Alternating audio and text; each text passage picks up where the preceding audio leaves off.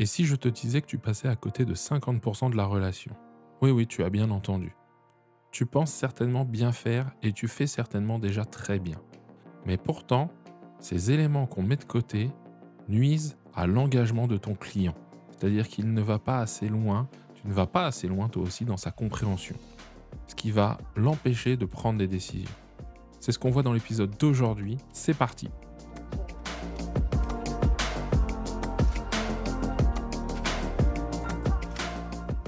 Limo Entrepro, c'est le podcast pour toi, professionnel, expérimenté ou novice, qui a besoin de changer l'image de ton métier auprès de tes clients. À chaque épisode, nous partageons ensemble un ou plusieurs sujets pour t'aider à avancer dans ton quotidien, pour qu'il te ressemble, qu'il soit aligné avec tes valeurs et surtout remettre l'humain au cœur de ce métier. Alors je te remercie de ton écoute et c'est parti.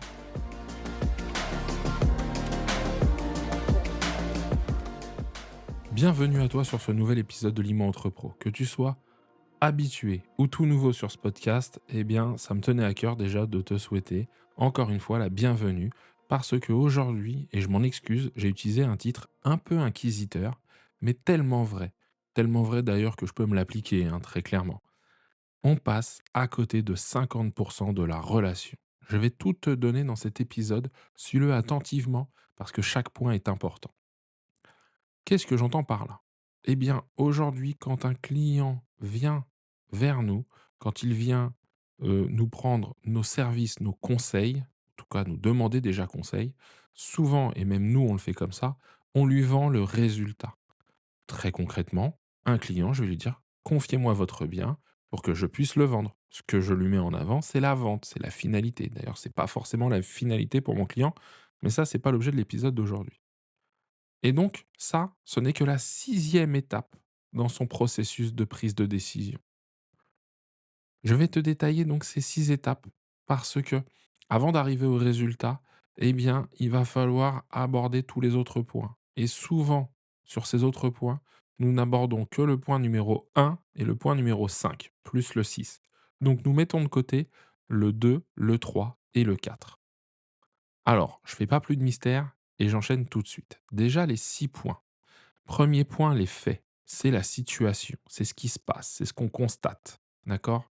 Donc, après, je te donnerai des exemples, mais donc, c'est notre postulat de départ. Quand je dis postulat, c'est un postulat factuel. Ensuite, étape numéro 2, eh bien, de ces faits découlent des perceptions.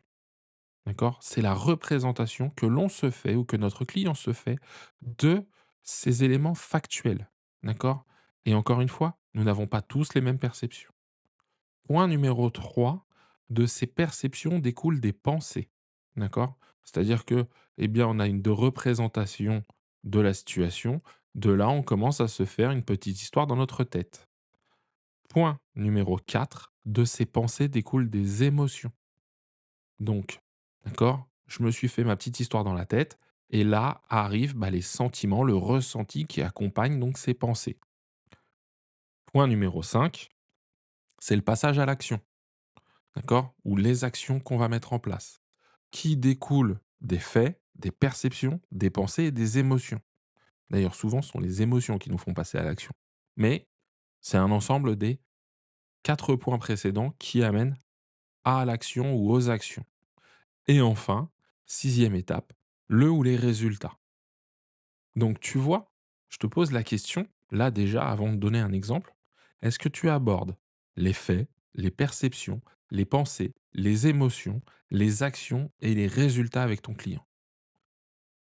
Très souvent, nous, on arrive sur les faits, on arrive ensuite aux actions et aux résultats, obtenus ou désirés. Tu as pas l'impression qu'il manque beaucoup d'éléments là-dedans?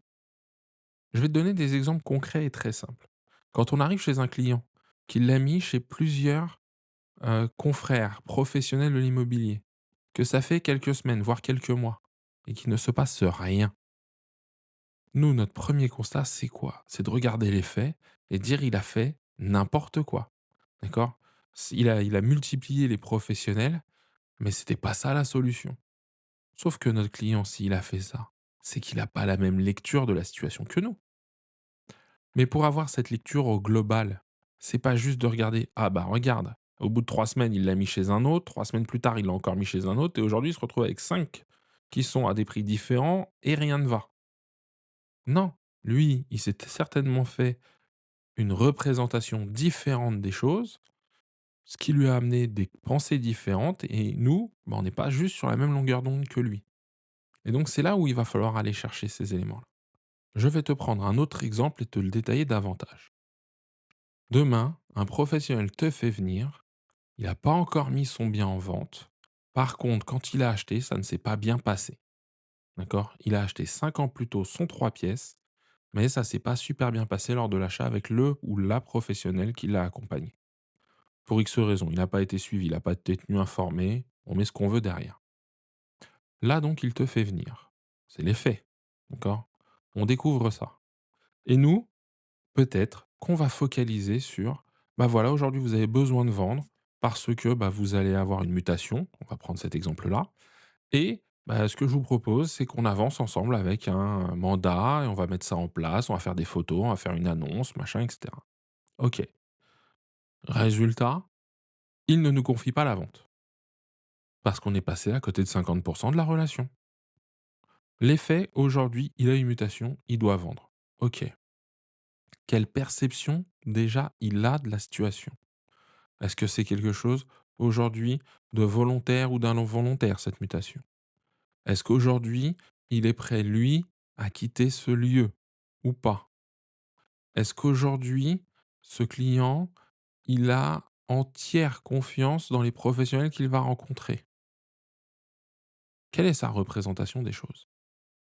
Donc là, j'arrive et moi, par exemple, bah, je lui parle des actions à mettre en place. Tu as vu, je saute ces étapes-là. Sauf que de ses perceptions et de son expérience passée, eh bien, ça va venir influencer ses pensées. Et donc là, il commence à se dire: «Tiens, encore un qui est comme tous les autres». D'accord? Et moi, c'est là où je dois marquer une différence, c'est là où je dois le questionner. Sauf que je le fais pas puisque j'oublie tous ces éléments-là. Et donc, bah, lui, dans ses pensées, bah, c'est un qui est comme les autres, c'est un qui, veut tout de suite aller, à la finalité, qui prend pas le temps de me connaître, qui s'intéresse pas à ce que j'ai pu vivre avant, à ce que je vis aujourd'hui et cetera et cetera. Et là, bah, on arrive sur le quatrième point, les émotions. Là, tout ce que je viens de te dire, c'est le cheminement qu'il peut avoir dans sa tête. Peut-être que c'est pas du tout ça, hein, c'est juste un exemple, mais c'est intéressant de le questionner et de le savoir. Mais donc là, on arrive sur les émotions. Donc là, qu'est-ce qu'il peut avoir comme émotion? Le sentiment d'être incompris, le sentiment de ne pas être considéré, le sentiment qu'on le prend pour juste un chèque, une finalité, et que lui aujourd'hui, eh bien, il n'a pas besoin de ça.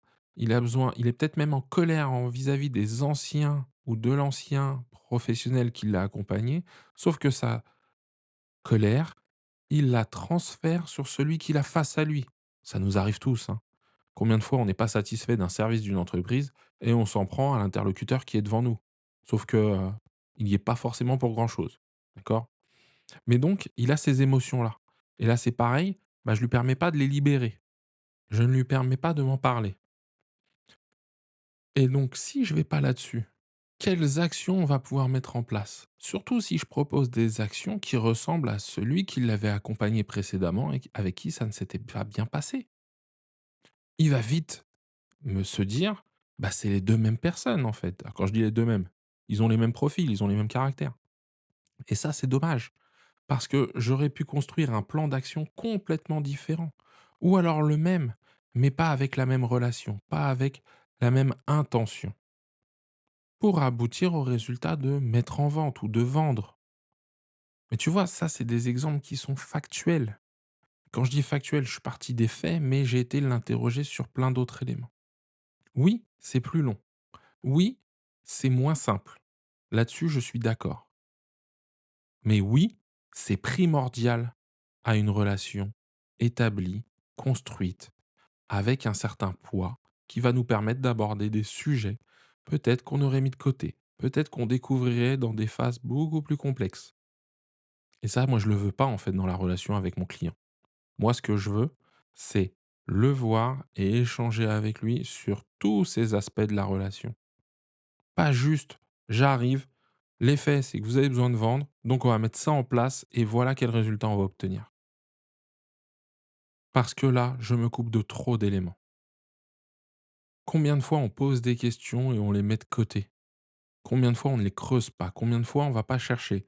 Quelles sont les perceptions, les pensées, les émotions qui en découlent?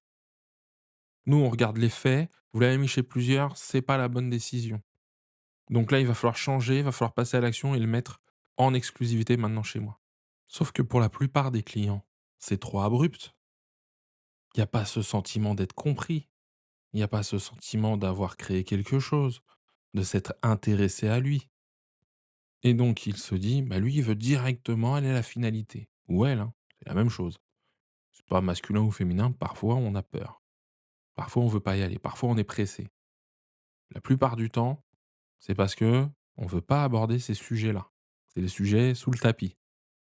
Sauf que c'est un peu dommage, parce qu'encore une fois, on se coupe de 50% de la relation. Qu'en penses-tu? Est-ce que toi tu vas là-dessus? Est-ce que tu poses toutes ces questions-là? Est-ce que tu vas sur tous ces éléments-là de la relation? Donc je te le rappelle, hein, il y a 6 éléments. Les faits, les perceptions, les pensées, les émotions, les actions, les résultats.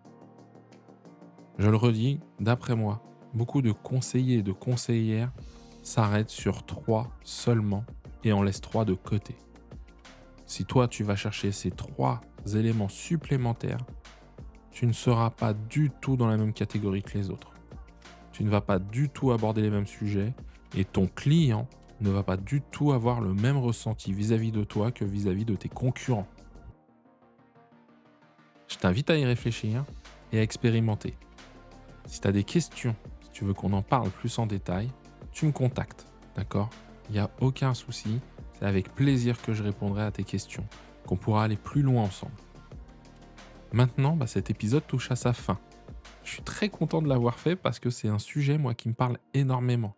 Combien de fois je suis abordé par des personnes en face directe, sur les réseaux sociaux, peu importe, et qui vont directement à la finalité et qui me vendent un résultat, qui me parlent d'action, qui me parlent peut-être d'effets, et encore légèrement, mais qui ne traitent pas du tout les autres éléments. Parfois, même sur les 3 éléments qu'ils traitent, ils le font de façon superficielle. Moi, je t'invite à sortir de la mêlée, à te dire, tiens, là, je vais faire quelque chose de différent. Et je te dis pas que ce sera simple avec tous les clients. Il y a des clients qui vont être plus ou moins réticents là-dessus. Mais si tu arrives à connecter et à aller sur ces éléments-là que je viens de te détailler, à toi de voir. C'était un peu plus sur les perceptions, un peu plus sur les pensées, un peu plus sur les émotions. Moi, je t'invite à aller sur les 3. Eh bien, je te promets, c'est rare que je promette, mais je te promets que tu n'auras pas la même relation avec les autres. Que ce soit tes clients, tes collaborateurs, etc. Mais là, aujourd'hui, on était sur les clients. Voilà, j'en ai terminé. J'espère que cet épisode t'a plu. Si c'est le cas, pense à lui laisser 5 étoiles sur ta plateforme préférée. Un avis, ça fait toujours plaisir. Et puis, je te donne rendez-vous la semaine prochaine pour un nouvel épisode de Limo Entre Pro. D'ici là, prends soin de toi et de tes clients.